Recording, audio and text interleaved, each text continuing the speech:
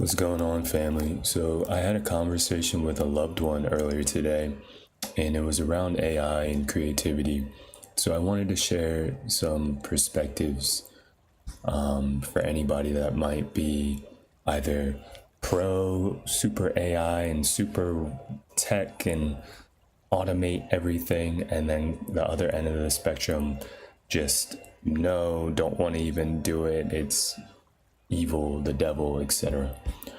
I think Gary hits it right on the head, so I'm going to share two videos. Care about your feelings. You might not like. My friends, technology does not care about your feelings. You might not like that technology and AI and all of this is happening. You might not like that. You're a old school kind of guy. Let me tell you what a businessman or a businesswoman's number one job is: to not have feelings, to not have emotions, to not have ideologies. You know how you make fun of your grandma because she doesn't know how to use some sort of app? A lot of you are becoming your grandma right now. Please, my friends, do not let the fear of another technology wave coming along hurt you. This is your biggest opportunity, truly, since the mid to late 90s, to take advantage of the internet and explode, but use the lessons of history and know how many people poo-pooed or underestimated the internet and allowed that technology to hurt them. You've seen social media be very underestimated 15 years ago. It is the foundation of the reset of geopolitics and commerce across the world. Like, we continue to demonize technologies, but this AI one, this is big. This is not a fad. This is the rest of your life. My friends, technology does not care about your feelings. You might not like that.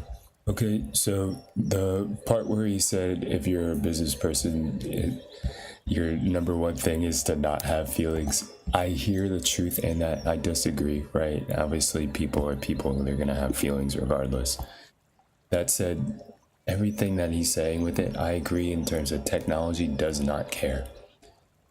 Everybody poo-pooed when the phone came out. Everybody still has a phone. People don't go and send letters by pigeon right now. And those that do send letters in the mail, it's a nice additive touch. It's a nice old school feeling. Me, myself, personally, I'm an old school type of person. I like an in-person, shake hands, go outside, be in nature. And I also know, just me personally, and also seeing friends and family that have chosen not to, I'll say it differently. I know for me personally, when I've chosen not to go and look at technology, it has completely harmed me in terms of things that I could have done faster and quicker. And not everything is about doing things faster and quicker, but it's about leverage, right? If I say go to San Francisco, I could take a horse and ride the horse like an Oregon Trail, right? Or can take a car and drive there, or could take a flight and fly there. All of them are beautiful. Obviously, if I want to save time, a flight is going to be best.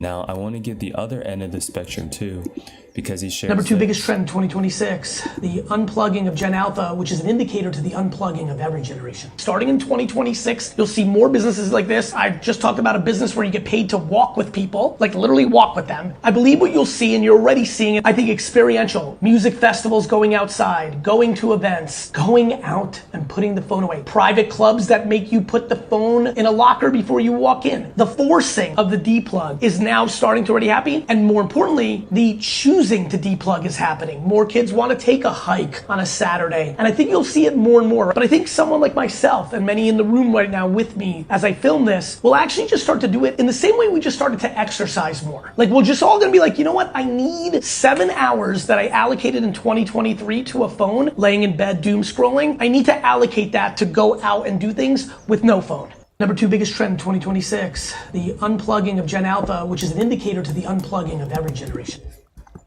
So I agree with this too, right? On the other hand of the spectrum, AI is here, and on the other hand, more and more people want to go outside and touch grass. I see that in myself. I'm seeing this trend as well. I do believe that Gen Alpha will want to have more experiences Or they go out, let's say, to a party or an event and there's no phones, or people go out and they spend all afternoon hiking. So, again, my thoughts are it's very much a both thing. While working and doing things, when whatever the field is, whether it's in healthcare, whether it's in music, whether it's in finance people are already using it, but like tech, use the tools.